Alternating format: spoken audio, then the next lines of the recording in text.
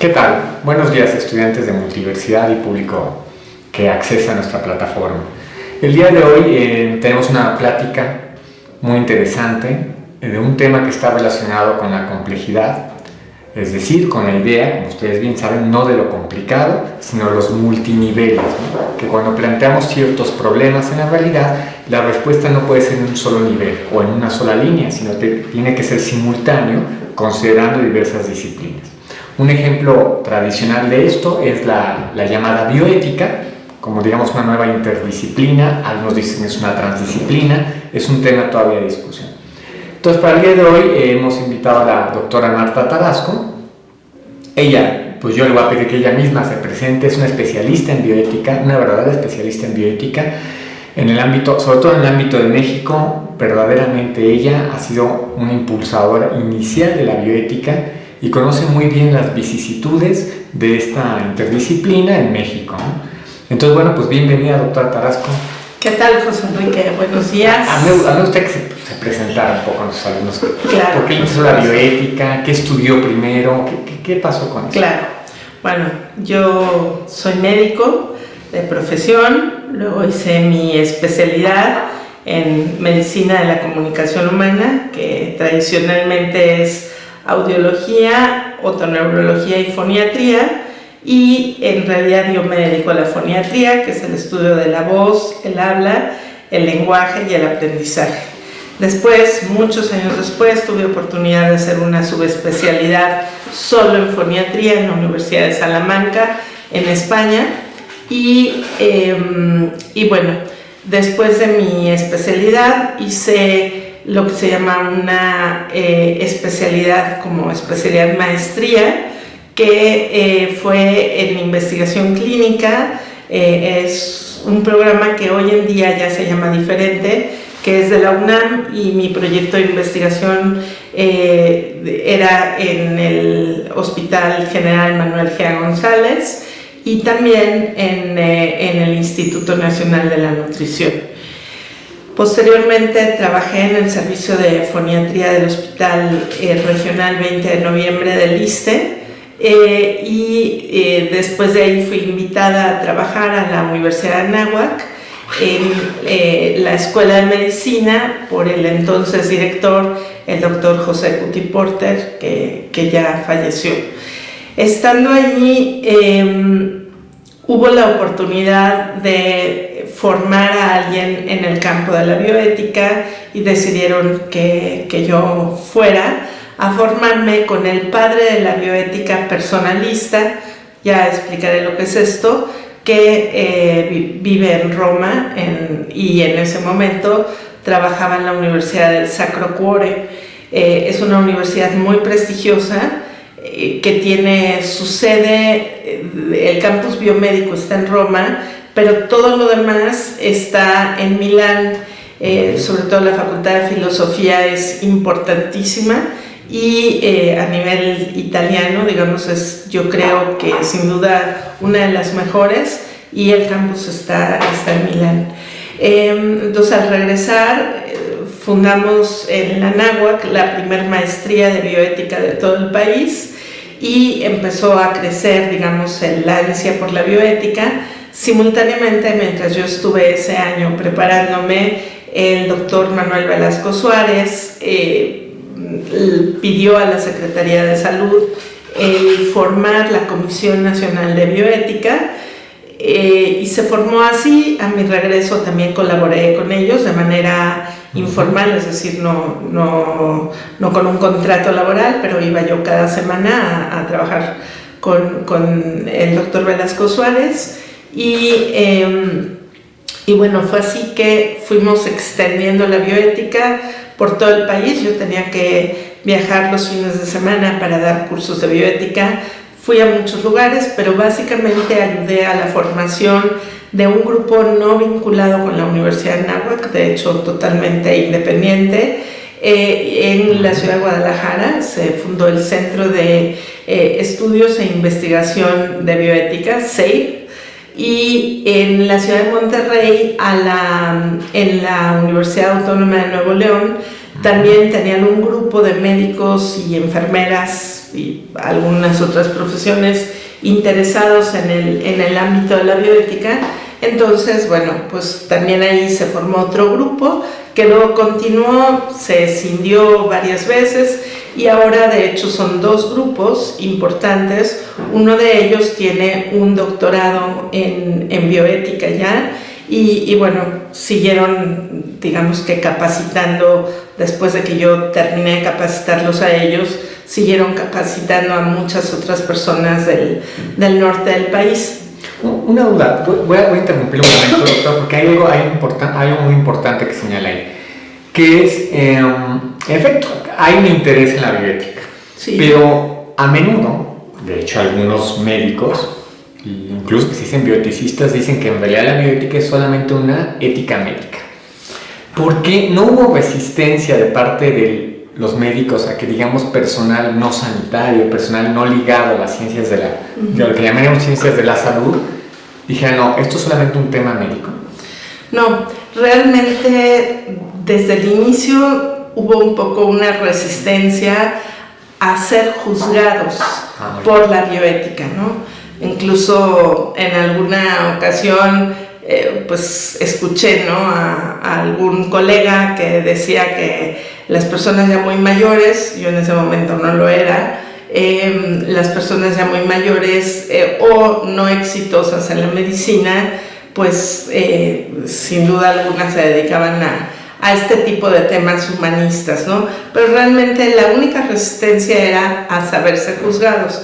Una vez que se dio un impulso, y la verdad, inicialmente la Comisión Nacional de Bioética, creo que el gran mérito que tuvo como primera etapa fue a institucionalizar la bioética. Yo creo que gracias a eso y gracias a que en la Universidad de Anáhuac preparamos a tantos bioeticistas, México, a pesar de que no fue de los primeros países latinoamericanos en interesarse en la bioética, pero México tiene hoy en día, es uno de los países que más avances tiene en que el país acepte la bioética, ¿no? Entonces, sí, digamos, hemos tenido alumnos, bueno, desde luego filósofos, abogados, pero también hemos tenido ingenieros, matemáticos, de mercadotecnia, de administración de empresas, gente de arquitectos, gente de lo más variopinta que estudia bioética, ¿no? A veces por estudiar algo que a lo mejor les da un grado, no voy a negarlo, pero terminan por realmente interesarse en los temas de la bioética, ¿no? Entonces, bueno, para terminar un poco la historia del desarrollo, sí, tuvimos unas generaciones antes de tener el REBOE lo buscamos primero en la UNAM, al final se obtuvo hasta la tercera generación en la SEP. ¿En qué año hablamos esto, doctora? Comenzamos, la primera generación empezó en el 93. Okay. Y yo me fui a formar en el 92, entonces en el 93 surgió el primer grupo de maestría. Y ya en el 97, un nuevo grupo, no, en el 98, perdón, un nuevo grupo que ya no llevaba yo, sino el doctor Oscar Martínez, se continuó y ya lograron en ese momento el REBOE por la SEP, ¿no? Entonces, bueno, a partir de eso ya tenemos varias generaciones de maestría. Yo me fui a España a realizar mi doctorado en medicina en la Universidad de Santiago de Compostela y ahí estando también aproveché lo de la subespecialidad en foniatría y regresé a México y entonces me pidió la universidad que se fundara la Facultad de Bioética abriendo un doctorado. Unos 2 o 3 años antes de esto fue en el 2003, unos 2 o 3 años antes, la UNAM había abierto un programa de doctorado en ciencias médicas y en ciencias médicas y en odontología, y con la posibilidad de hacer como una tesis en bioética, ¿no? pero no es un doctorado propiamente de bioética. Sin embargo, conozco a muchos de los egresados y sin duda alguna son excelentes bioeticistas. Entonces, bueno, no era ya el primero en el país como fue la maestría, pero de alguna manera estaba ya también el de Monterrey, que estaba empezando cuando nosotros empezamos el nuestro, ¿no? Entonces llevaban algo así como un año, es decir, no había salido ningún alumno y surgió entonces el doctorado en bioética en la Universidad de Anáhuac. Es un programa que se ha cambiado el contenido del programa una sola vez. Ahora en este año, en agosto, abrimos el grupo con el nuevo programa. Tiene mucha más carga académica de diversos temas de bioética, pero bueno, como todo doctorado en el mundo, siempre va enfocado a la investigación. No es profesionalizante. La maestría es profesionalizante, el doctorado no. Entonces, ¿qué otra cosa ha pasado? Bueno, la facultad creció porque se pudo contratar a más profesores investigadores. Hemos tenido gente muy brillante que por desgracia ya no colabora con nosotros, pero sin duda alguna tenemos un cuerpo docente fuerte, con doctorado 4 de nosotros. Bueno, quiero decir que somos muy pocos, pero 4 de nosotros, no, 5 de nosotros, perdón, y somos miembros del Sistema Nacional de Investigadores, 3 de nosotros. Entonces, bueno, de alguna manera vamos dando en la Facultad de Ciencias de la Salud, que abarca medicina, nutrición, rehabilitación física, que próximamente van a abrir también enfermería, y que bueno, se les da desde licenciatura, maestría y doctorado que tienen ellos en estas áreas. Luego de maestrías hay varias dentro de ciencias de la salud, pero además se da también bioética a todo el resto de la universidad, aunque ahí evidentemente se da como a un nivel no tan técnico como es la aplicación al nivel médico. Ahora, tú me preguntabas que bueno, si es solo una ética médica un poquito más sofisticada, y la respuesta es que no. La deontología médica pues no deja de ser un código de conducta muy importante, y algunas subcorrientes de la bioética, como es el caso del principialismo, tienden a ir por ahí, ¿no? Con lo que son los principios y valores de los códigos deontológicos de la medicina. Sin embargo, la bioética no es eso. La bioética lo que es una interdisciplina o transdisciplina, como los expertos en esto lo quieran ver, en donde se crea una nueva disciplina. ¿Y cuál es la dificultad real de la bioética? Es que, si bien es una ética aplicada, no solo debe de seguir las reglas propias de la ética, sino que sería pues todo lo que es lo argumentativo, las comparaciones, la epistemología, etcétera, sino que tiene que tomar también la metodología científica. Y en la metodología científica, en donde todo es cuantificable, pues evidentemente los valores no tienen cabida, ¿no? Entonces hay que mezclar esta agua y aceite de una manera tal que resulta un producto diferente. Entonces, ¿cuál es la diferencia entre la deontología profesional de la medicina o profesional del derecho, ¿no? Porque también está la biojurídica, etcétera, y la bioética? En que la bioética debe de tener una base antropológica de fundamentación y debe de poder mezclar estas dos metodologías para poder obtener un juicio ético. Un juicio ético, evidentemente, del acto que está en cuestión, no de la persona, ¿no? ningún bioeticista pretende hacer eso. Me surgen dos dudas. Una es si puede dar un ejemplo sencillo, que sea familiar para las personas, de cómo sería un juicio bioético en un caso. Digo, sin entrar a los dilemas más complicados, pero digamos algo que ilustre por qué es un juicio que de alguna manera integra ciertas disciplinas, que no puede ser solamente un juicio médico. Por ejemplo, una técnica de reproducción asistida.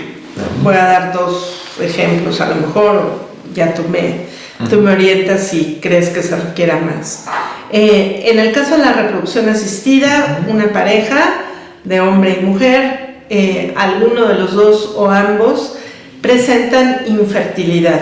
La infertilidad es la capacidad disminuida de poder engendrar un hijo y que de alguna manera no es que sea esterilidad, en donde no hay ninguna posibilidad de engendrarlo, pero la infertilidad es solo que o no logra que continúe el embarazo o no logran la propia concepción o la implantación, alguna de las fases.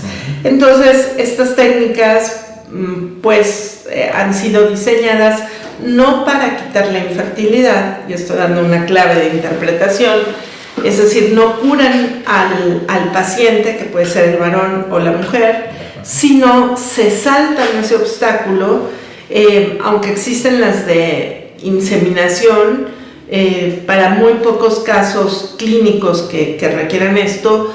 Todas las demás, sobre todo la fecundación in vitro con cualquiera de sus variantes, implican una fecundación fuera del cuerpo de la mujer y desde luego una selección no buscada, pero que se hace también en esto la inseminación de los espermatozoides, porque se necesita centrifugarlos y tomar el sobrenadante.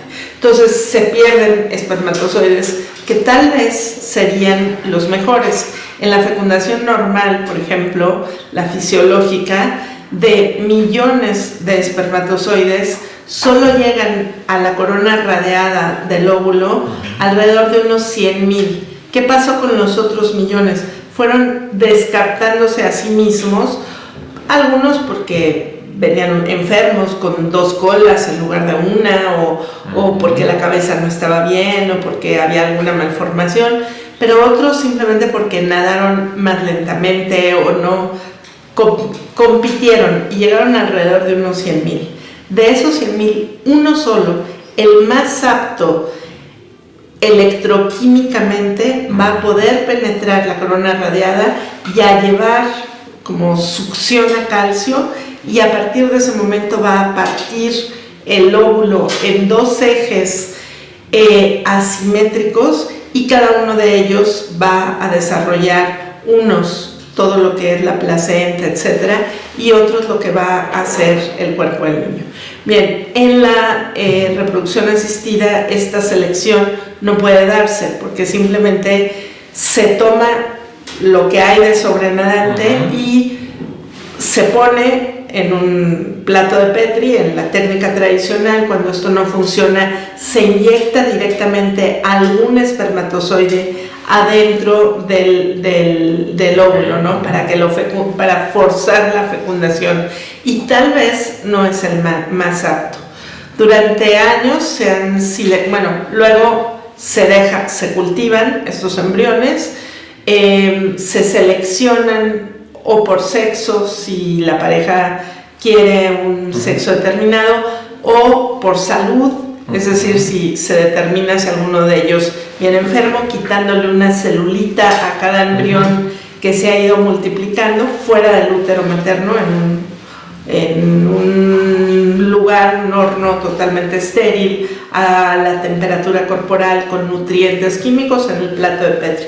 Todavía estamos hablando de nivel celular, ¿no? Pero que ya son embriones. Y entonces, bueno, se empiezan a formar las morulitas, que son varios grupos de células embrionarias. Se toma una de ellas, se hace un frotis y se ve el estudio cromosómico, ¿no? Entonces, si hubiera alguna patología, esos embriones se desechan, se tiran directamente al drenaje, ¿no? En el laboratorio.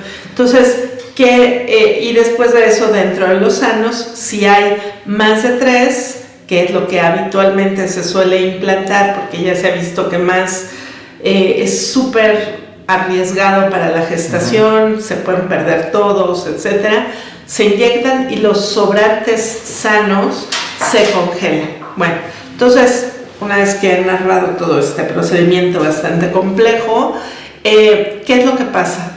La bioética va a juzgar y va a decir ¿qué hacemos, no? O sea, este procedimiento le ha dado alegría a algunos papás, digo algunos, porque la OMS tiene registrado en un promedio de todas las clínicas del mundo, no quiero decir que una en particular no pueda tener un promedio más alto, un índice por cada implantación de solo un 25%. Es decir, que por cada intento va a haber solo una posibilidad entre cada 4 parejas que logren tener a un bebé nacido vivo, ¿no? Ahora bien, lo voy a interrumpir para yo clarificar la idea como yo la estoy comprendiendo, ¿no? Se entiende, claro, que hay un procedimiento altamente sofisticado, técnico, biológico, ¿no? Cajas de Petri, temperaturas controladas, para sustituir de alguna manera una cierta deficiencia en la reproducción, ¿no? Así es. Ahora, se hace esa sustitución de reproducción porque se busca un valor que es que las personas que por algún motivo tienen impedimento puedan ser padres, que es un valor, pues, yo creo que positivo, ¿no? Sí, claro. Pero ha señalado en el transcurso como aspectos que ya no son técnicos, ¿no? Tenemos que seleccionar, o sea, decidir embriones sanos de no sanos. Así es. Estamos conscientes antes de ejecutar el mismo procedimiento que unos no se van a dar jamás, ¿no? Entonces, y no es posible o normalmente no se maneja, por lo que entiendo, un solo embrión. Entonces parece que ya empiezan a aparecer otro tipo de valores, otro tipo de preguntas que no son estrictamente técnicas. A mí me parece que la bioética va por ahí, ¿no? Ahora, ¿por qué lo volvería eso complejo? Bueno, lo primero es porque uno puede decir, en el caso de que se subsanaran, que bueno, la técnica es desde el siglo antepasado, no el pasado, que se intentó en animales, y a pesar de tantos años, la primera niña que nació de probeta, como así se le llama a Luisa Brown, en el 78, pues bueno, digo, lleva el suficiente número de años como para que mejorara tanto la técnica, y la técnica no ha ido a más, ha ido a más sofisticación, pero no a muchos más éxitos, ¿no? Y los problemas de selección embrionaria, de embriones congelados, de sustitución, de a lo mejor implantación de embriones a otras parejas que no son los padres biológicos reales de estos niños, etcétera, etcétera, se sigue dando a la fecha en todo el mundo. Entonces, ¿cuál es la pregunta fundamental? Y ahí es donde empieza lo complejo de la bioética. La pregunta fundamental es, ¿debo hacer algo para tener un hijo si no, por los medios normales, no lo he logrado? La respuesta pudiera ser sí o pudiera ser no. En el caso de sí, bueno, ¿qué debo de hacer? ¿Cómo lo debo de hacer? Bueno, un tratamiento que cure la infertilidad de la paciente o del paciente, pues se entiende que todo lo terapéutico es bueno porque podemos llegar a cumplir una misión, digamos, no de perfeccionar el cuerpo, pero sí de superar una barrera que se pone en el desarrollo normal del cuerpo, ¿no? Entonces, esa es la base del principio terapéutico. Ahora, si no, ¿por qué no? Y si sí, ¿qué otra cosa se me permite?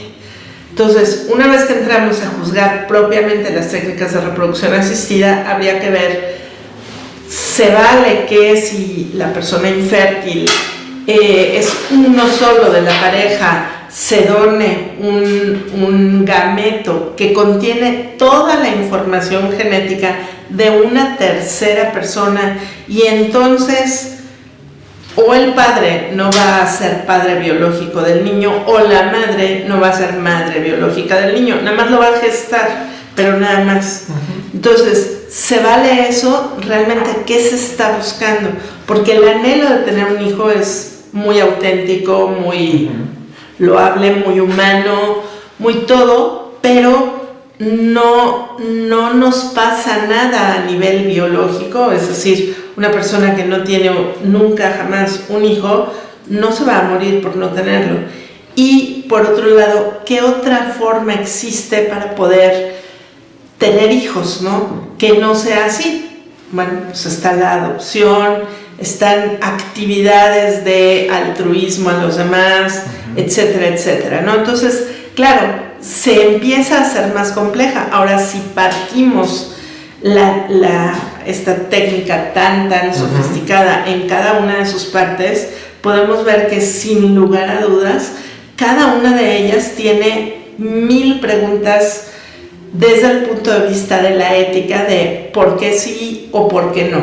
Y que no son Entonces, una respuesta sí o no. Por ejemplo, ¿voy a desechar embriones enfermos? ¿Sí o no? A ver, primero, ¿cuántos falsos positivos podemos tener en las pruebas? Porque a veces la prueba me dice que hay una enfermedad y en realidad no la hubo. ¿Puede dar un ejemplo concreto, una prueba genética así, con un grado de fallo grande?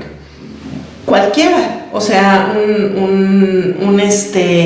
no solo genéticas, a veces de laboratorio, cuántas veces no aparece que no hay gestación y sí hay gestación, o que hay una elevación a lo mejor de algún valor, yo que sé, triglicéridos, azúcar, cualquier cosa. Bueno, te cuento algo muy reciente, ¿no?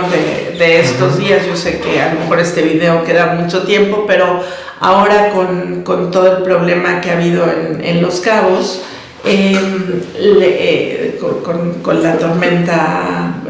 sí, acaba de suceder ahorita en septiembre, ¿no? Sí. Septiembre de 2014. El sobrino de una persona que también es bioticista, resulta que iba al súper por agua, y para abastecerse iba en su moto y tuvo un accidente y bueno, quedó gravísimo.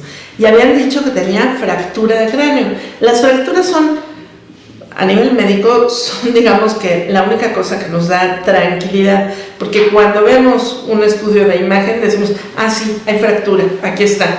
Todo lo demás realmente es difícil, porque muchas no es tan claro, ¿no? Bueno, ahí le detectaron fractura de cráneo, entonces el chico estaba en coma. Bueno, en fin, estaban angustiadísimos, además perdieron la casa con todo esto de la tormenta y bueno, en fin, resulta que no había fractura de cráneo. Ya le iban a poner un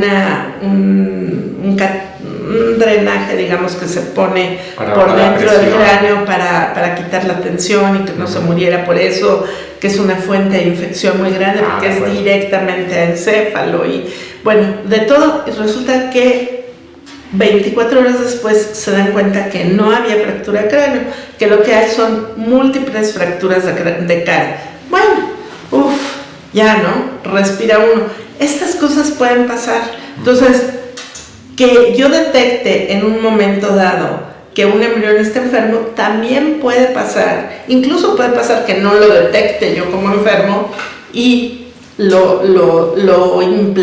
se implante o se congele para implantar más tardíamente. Claro, implantar nuevos problemas, ¿no? Si se implantó enfermo y resulta que la pareja no lo quería enfermo, pues claro. Ahora lo tiene que tener, digamos, claro. No tiene que tener el sentido que ha optado por tenerlo. Entonces ya vino nuevas preguntas complejas, ¿no? Yo no lo quería enfermo, entonces lo quiero. Yo ya pagué mucho por la técnica, sí, ¿dónde está mi control de calidad, no? Sí, entonces ya no es lo mismo. Empieza uno realmente a decir, bueno, ¿y por qué un enfermo no tiene el derecho de nacer?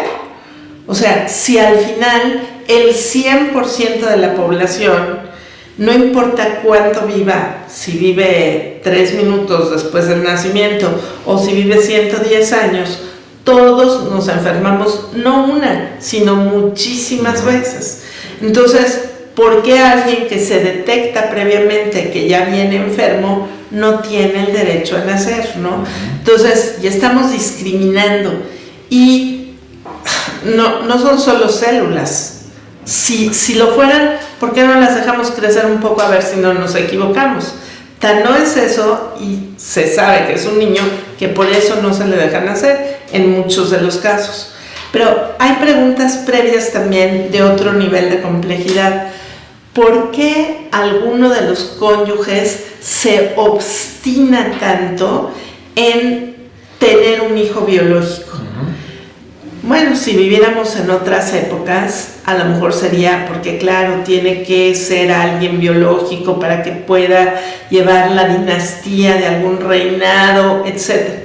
Hoy en día, como ni siquiera las monarquías ya viven esto, porque ya no se casan entre ellos, se casan con gente del pueblo, digamos, con plebeyos, pues ya esto ya no es tal, ¿no? Ya no importa si viene o no viene de eso, pero es por algo distinto.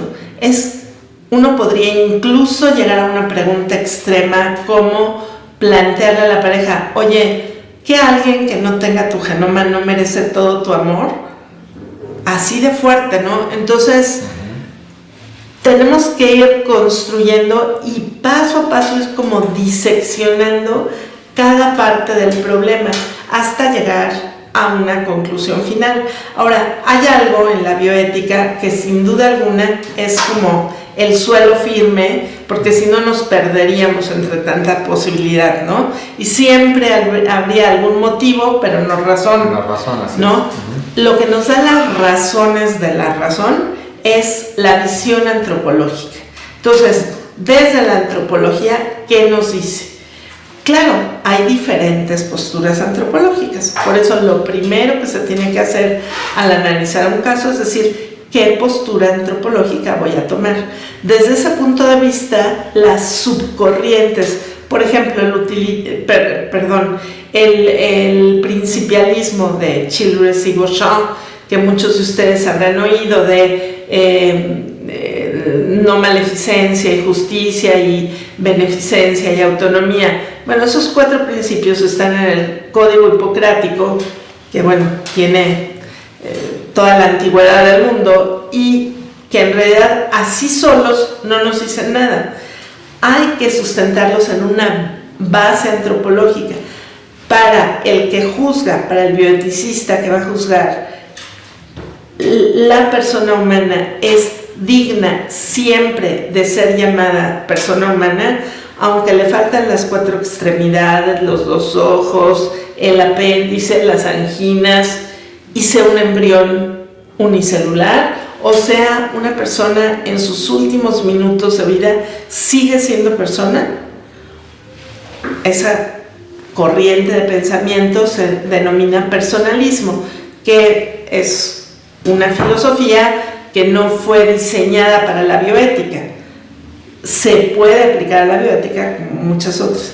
O bien es persona solo si tiene un sistema nervioso capaz de experimentar placer o dolor, porque el valor máximo que se busca es que llegue a ser útil socialmente. Es una postura totalmente diferente, porque entonces sí, si yo encuentro a alguien enfermo, voy a concluir que se debe de tirar a la basura, porque a lo mejor pudiera no ser útil socialmente, ¿no? Entonces a eso se le denomina utilitarismo. O bien, de nuevo, nos vamos a sistema nervioso central, que sea funcional, que sea inteligente, para poder desear cualquier cosa, y entonces los deseos de esa persona, que van a ser mutables continuamente, esos deseos van a convertirse en el valor de hasta arriba. Entonces será persona tanto como pueda formular deseos. Es decir, un niño recién nacido o un embrión o un feto no pueden formular deseos, pero un niño de 1 año puede formular deseos. Mamá, y quiere que la mamá lo cargue, ya es un deseo, ¿no? Entonces, en medicina, deseo ya no vivir, deseo sí vivir, deseo tener hijos a toda costa, no deseo tener a este hijo en particular, deseo que me cambie el sexo, deseo, y entonces deseo que me haga otra cirugía estética y otra, y otra, y otra, porque no quiero envejecer, deseo que sustituya mis órganos por aparatos, por biotecnología, que digo, no todo se puede en este momento, pero hacia allá va, ¿no? Y a eso se le denomina liberalismo, ¿no? En donde el deseo, pero no es una razón, no es como deseo ser feliz y hay una razón que me hace saber el por qué deseo ser feliz o el cómo deseo ser feliz. Aquí es solo el deseo, ¿no? Entonces, y además es mutable, no involucra a toda la vida y desde luego está desvinculado de la realidad. Entonces, solamente el personalismo en este sentido, digo, habrá otras corrientes de pensamiento, pero las 3 básicas son esas. Solo el personalismo es realista al 100%, los otros 2 parten de un presupuesto de que la verdad o no existe, como en el caso del liberalismo, y por consiguiente cada uno se fabrica la suya, o sí existe, pero el hombre es tan poca cosa que no es factible llegar a conocer la realidad. Bueno, desde luego el personalismo no dice que dominemos la realidad, pero dice que siempre el hombre está buscando la verdad, siempre, siempre, siempre, y la va como adquiriendo con algunos defectos y luego corrige y la adquiere un poco más perfectamente. Y esto se ve muy bien en las ciencias exactas, ¿no? Como, digo... Sí, no hacemos una cirugía de hace 200 años. Claro, ¿no? Por supuesto. Antes pensábamos que la Tierra era plana, pero nos equivocamos. Pero es cierto, parecería plana. Sin embargo, se va a perfeccionar. Ah, no, es esférica. Bueno, esférica no es, ¿no? Etcétera. Entonces va uno avanzando y bueno, esto que pasa en la ciencia, en el conocimiento científico, también pasa en lo que es la aprehensión de la verdad. Bueno, ya que he mencionado lo de las corrientes de bioética, y estamos un poquito hablando de qué pasa en México con ello, ha sucedido que estas corrientes se han convertido en escuelas independientes, es decir, ciertas tendencias dominan, por decir algo, en ciertos sectores de México, de universidades, o no, o todas se han practicado así de manera... No, sin duda alguna, la más fácil de aplicar es la que no tiene antropología, que es el principialismo, y por ser tan práctico, permite ser relativista, ¿no? Entonces, el relativismo es lo más fácil, porque, bueno, pues a ti no te gusta, pero a mí sí, entonces, o en este caso sí, pero en el otro no, y nos vamos acomodando. La verdad es que eso no da ninguna satisfacción personal, eso vacía a la persona. Esta corriente del principialismo es la más practicada en Estados Unidos. Al mundo médico mexicano, Estados Unidos nos pega de manera muy fuerte porque hay un imperialismo cultural en toda la biotecnología y la ciencia, ¿no? Y siempre tendemos a ponderar lo que se hace en Estados Unidos. Sin embargo, para tranquilidad de los mexicanos y los latinoamericanos, la mejor medicina no es la medicina americana. Fíjense ustedes, la medicina americana gasta cerca del 90% de su presupuesto al final de la vida y no en la prevención, que sería la mejor medicina. La mejor medicina es no tener que usar medicina, ¿no? Por otro lado, sí, eso sí sería de primer nivel. Y hay pocos lugares en el mundo, ni siquiera todos los países europeos, pero sin duda Europa tiene una mucho mejor medicina en ese sentido que la americana. En segundo lugar, sobre todo la Europa nórdica, ¿no? Pero toda Europa en general.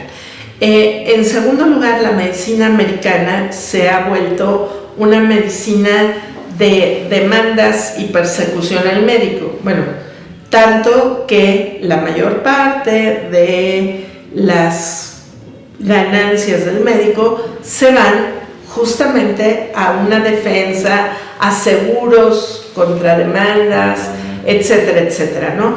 Entonces, claro, ante eso, los comités de bioética hospitalarios o lo que ahora está mucho más de moda, que es el bioeticista en la cama del paciente, o llamada también bioética clínica, que en realidad se mezcla un poco con el concepto anterior de bioética clínica, que eran todos los temas clínicos, ¿no?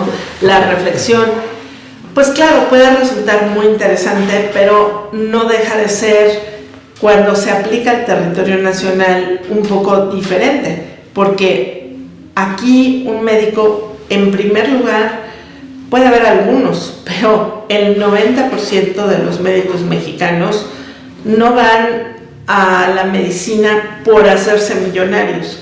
En Estados Unidos no hay médicos que no ganen muchísimo dinero, porque si no lo ganan no deben de ejercer medicina, ya que van a necesitar mucho para defenderse de sus pacientes, aún en especialidades tales como la patología, en donde uno no ve al paciente, ve uno las piezas anatómicas del paciente o un cadáver, ¿no?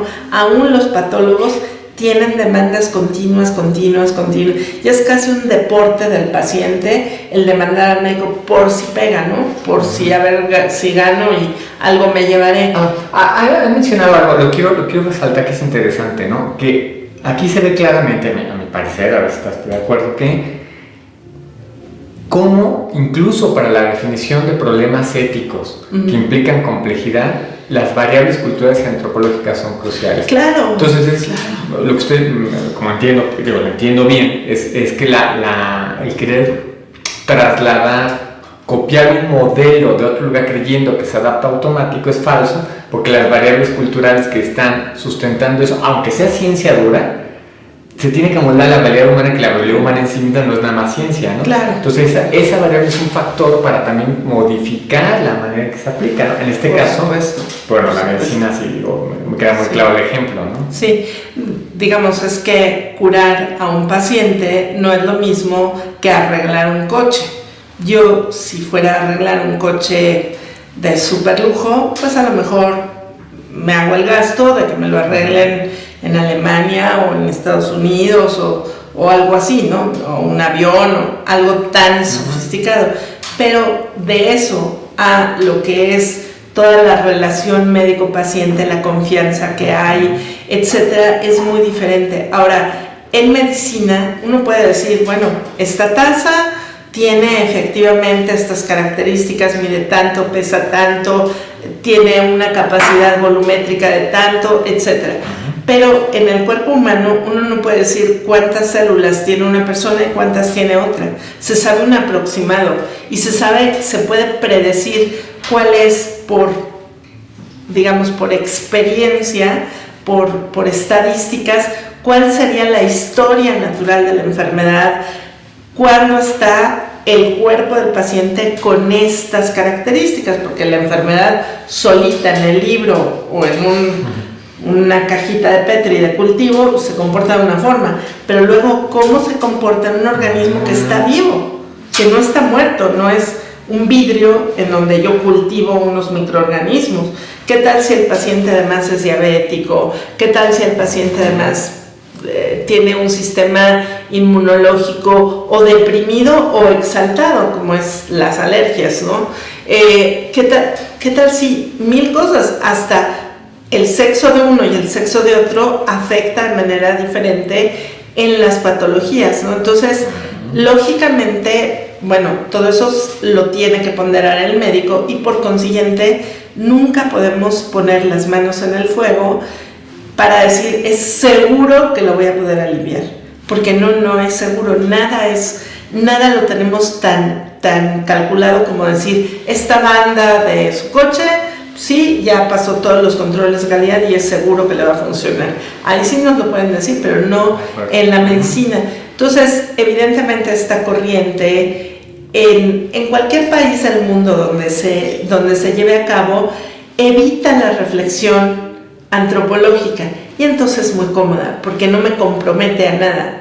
Y si no me compromete, pues en realidad acaba siendo lo que el paciente quiere. No quiso tratarse, bueno, fírmele aquí y ya está. Yo me eximo de toda posibilidad legal, ¿no? Lo cual tampoco es ético de mi parte como médico. En las diferentes universidades sí hay alguna fundamentación distinta, ¿no? Generalmente en las universidades públicas mexicanas, dado el divorcio aparente, digamos, externo del Estado con la pregunta religiosa, sobre todo católica, porque en nuestro país por tradición lo ha sido, pues hace que se rechace toda defensa de la vida, que el personalismo lógico en ese sentido coincide con las principales religiones, no solo la católica. Entonces, bueno, se tiende a atacar un poco esto. En las universidades privadas se permite una reflexión mucho más amplia de cualquier punto de vista, aunque pues lógicamente si alguna de esas universidades privadas tiene una fundamentación católica, se dirá, pero la postura de la universidad es esta. Sin embargo, ustedes, alumnos, pueden discutir. O sea, no sé si eso contesta un poco tu pregunta. Ahora, eso es bien distinto a lo que sucede en el hospital. En los hospitales generalmente lo que acaba sucediendo es que en los comités de bioética siempre hay, que no debería de ser así, pero siempre hay alguien que representa a las autoridades del hospital y por consiguiente que vigilará los intereses del hospital, que ante todo, como es comprensible, es no conflictos, ¿no? Cero conflictos. Pero desde ese punto de vista, bueno, ahora hay que decir que ningún comité hospitalario, ni tampoco la bioética en la cama del paciente, tienen medidas coercitivas, no son la ley, solo pueden dar una opinión, emitir una opinión que si quiere el médico tratante, que es el único legalmente responsable, va a hacer. Ahora, para el médico también es muy fácil, digamos, cuando entra en un dilema, decir, bueno, mejor que decidan otros por mí. Siempre es más fácil obedecer que cuando estamos en problemas, que el tomar una decisión y comprometerse, ¿no? Entonces, y también la propia metodología de los comités de una democracia, pues no es un estudio profundo de búsqueda de la verdad. Entonces eso complica mucho y no se acaba haciendo bioética, ¿no? Ahora, yo dije al principio que México tiene un camino recorrido mucho mayor que en otros lados, porque en México desde el 2011, desde diciembre del 2011, es mandatorio para todo centro de salud tener un comité de bioética hospitalario, en donde haya bioeticistas. Claro, el problema es que no hay suficientes bioeticistas formados, ¿no? Entonces, bueno, sí, hay avances con sus riesgos, ¿no? Sí. Una última cuestión.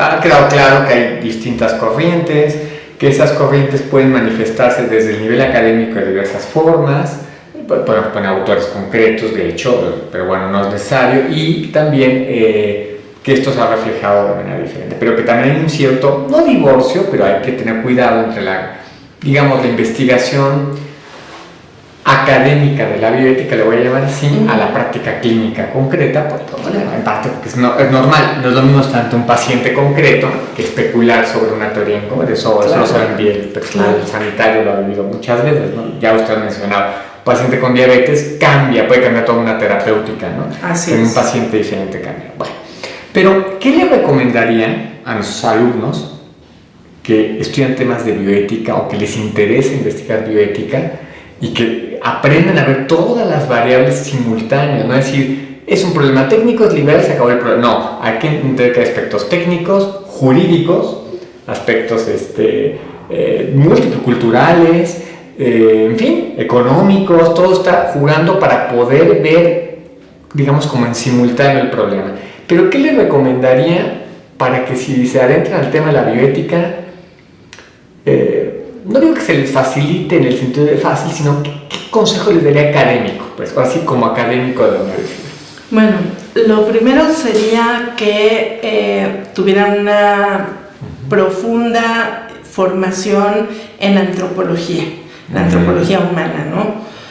No me refiero a la antropología histórica de cavar pirámides, sino a la antropología humana.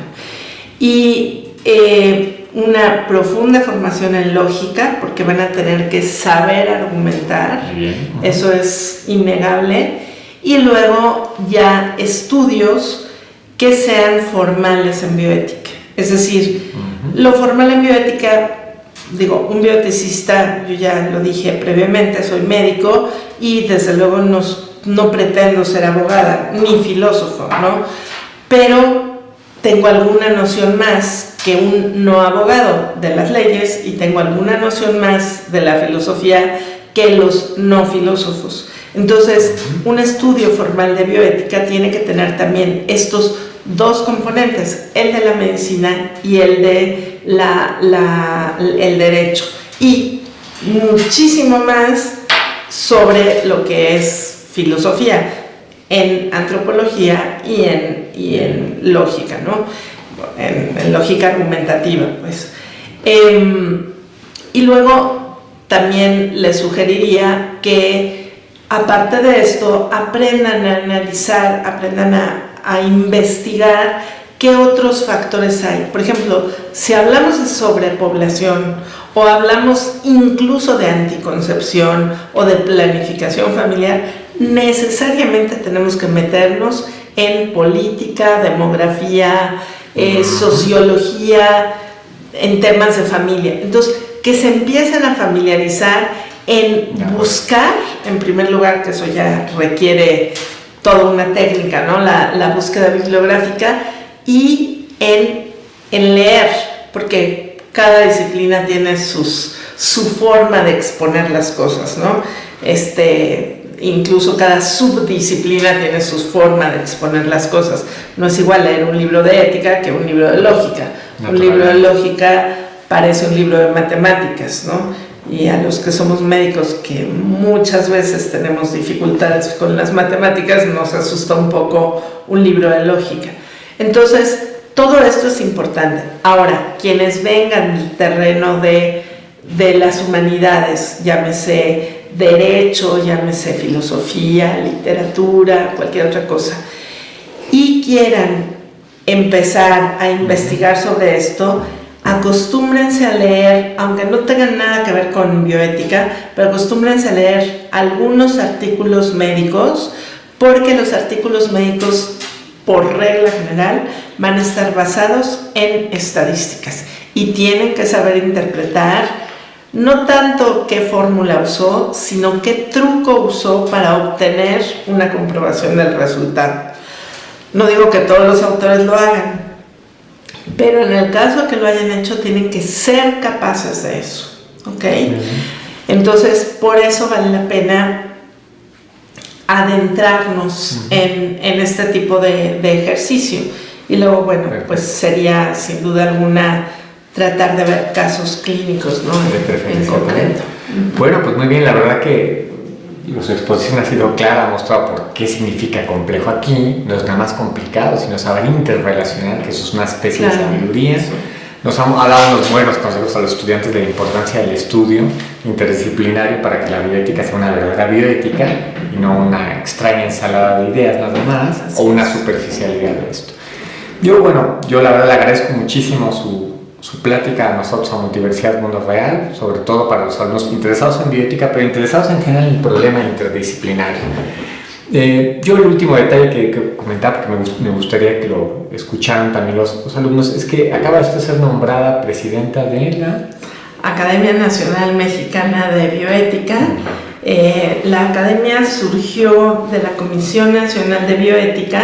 La comisión está realmente como un órgano directamente vinculado a la Secretaría de Salud, pero se necesitaba una rama que se dedicara a la investigación, a lo académico, a la difusión del conocimiento, etc. Entonces también el doctor Velasco Suárez la fundó. En el 2015 cumpliremos 20 años de fundación. de la academia, y sí, efectivamente, acabo de ser nombrada presidente de la academia, es a nivel nacional. Si alguien de ustedes está interesado porque esté en alguno de los estados de la República en formar un grupo que pueda ingresar a la academia y que lleguen a constituir un capítulo de la academia, pueden visitar nuestra página web buscándolo en Google con Academia Nacional Mexicana. Tiene los dos nombres, nacional y mexicana. Perfecto. Porque hay una academia mexicana de bioética que es una asociación de la Universidad La Salle, pero no, esto es directamente, de hecho está catalogada como las otras academias del sistema de salud de México, como la de medicina, la de cirugía, la de pediatría, la Comego de ginecobstetricia y la de bioética. Muy bien. ¿No? Pues bueno, pues la verdad que felicidades por el nombramiento. Muchas gracias por su plática, ha sido muy interesante y muy iluminadora desde el punto de vista académico y también al público general, ¿no? Pues les agradecemos a todos su presencia virtual con nosotros. Esperemos que hayan disfrutado, que les hayan dado varias pistas de qué es hacer bioética, qué es pensar bioética, qué es pensar complejidad con bioética, que son los temas propios de multiversidad. Gracias. Gracias.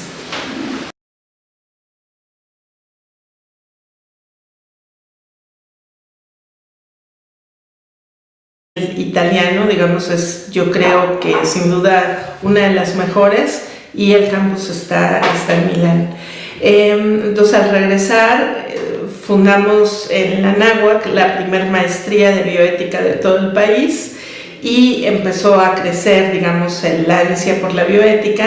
Simultáneamente, mientras yo estuve ese año preparándome, el doctor Manuel Velasco Suárez pidió a la Secretaría de Salud formar la Comisión Nacional de Bioética, y se formó así. A mi regreso también colaboré con ellos de manera informal, es decir, no con un contrato laboral, pero iba yo cada semana a trabajar con el doctor Velasco Suárez, y bueno, fue así que fuimos extendiendo la bioética por todo el país. Yo tenía que viajar los fines de semana para dar cursos de bioética.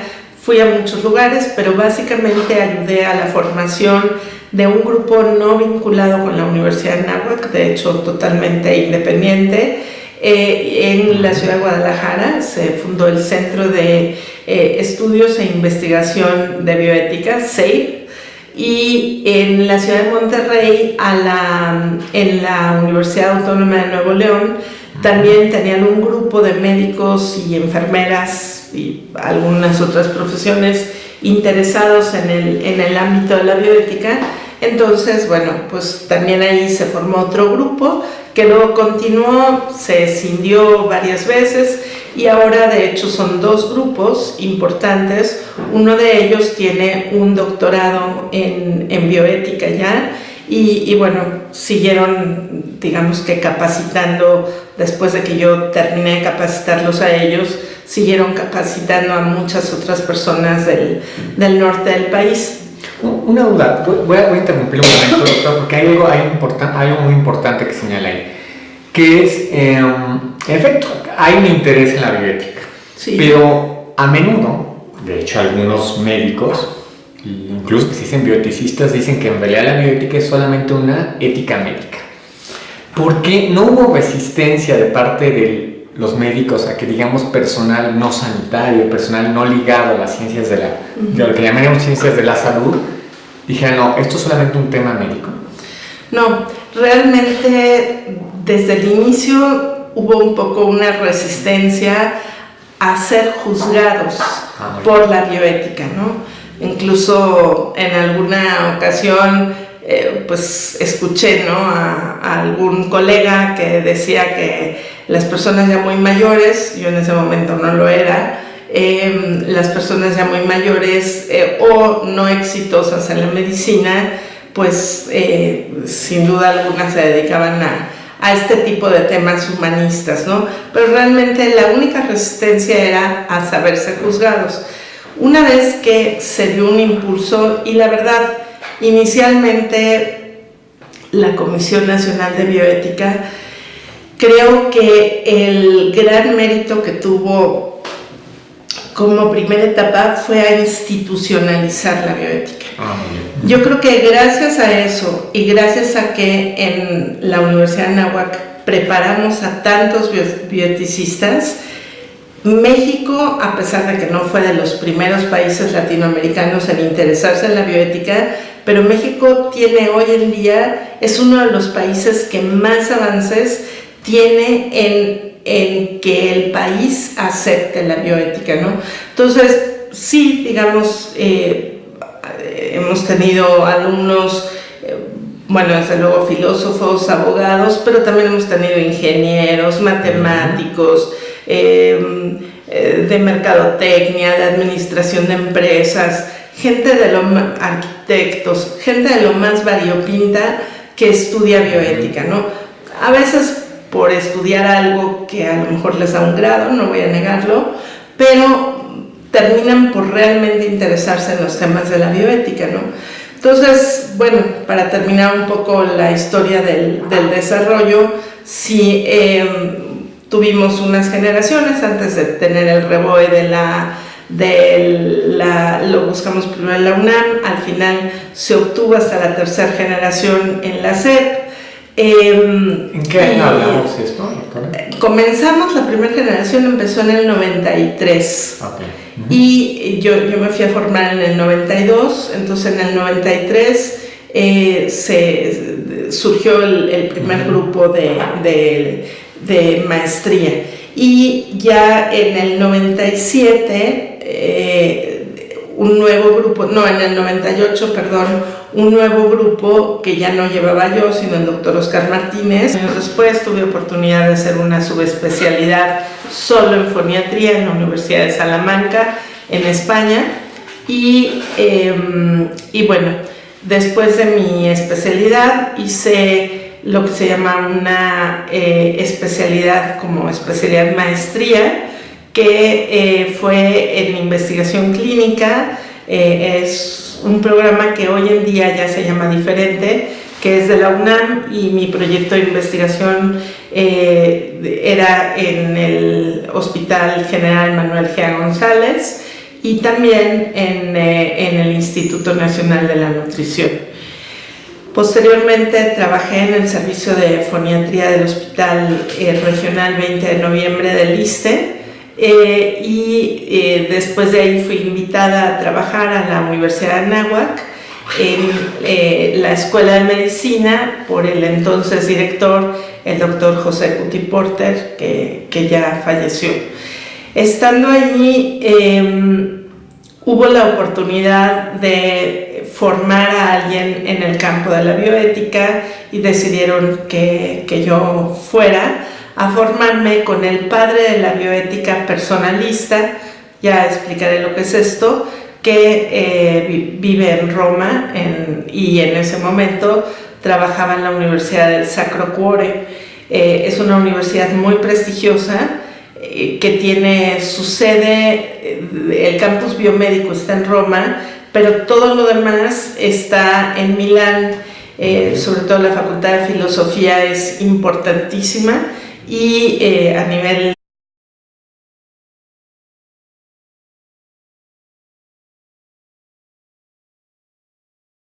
¿Qué tal? Buenos días, estudiantes de multiversidad y público que accesa a nuestra plataforma. El día de hoy tenemos una plática muy interesante de un tema que está relacionado con la complejidad, es decir, con la idea, como ustedes bien saben, no de lo complicado, sino los multiniveles, ¿no? Que cuando planteamos ciertos problemas en la realidad, la respuesta no puede ser en un solo nivel o en una sola línea, sino que tiene que ser simultáneo, considerando diversas disciplinas. Un ejemplo tradicional de esto es la llamada bioética, como digamos una nueva interdisciplina. Algunos dicen es una transdisciplina, es un tema todavía de discusión. Entonces, para el día de hoy hemos invitado a la doctora Marta Tarasco. Ella pues yo le voy a pedir que ella misma se presente. Es una especialista en bioética, una verdadera especialista en bioética, en el ámbito, sobre todo en el ámbito de México. Verdaderamente ella ha sido una impulsadora inicial de la bioética y conoce muy bien las vicisitudes de esta interdisciplina en México, ¿no? Entonces, bueno, pues bienvenida, doctora Tarasco. ¿Qué tal, José Enrique? Buenos días. A mí me gustaría que se presentara un poco a nuestros alumnos. Claro. ¿Por qué empezó la bioética? ¿Qué estudió primero? ¿Qué pasó con eso? Claro. Bueno, yo soy médico de profesión, luego hice mi especialidad en medicina de la comunicación humana, que tradicionalmente es audiología, otoneurología y foniatría, y en realidad yo me dedico a la foniatría, que es el estudio de la voz, el habla, el lenguaje y el aprendizaje. Después, muchos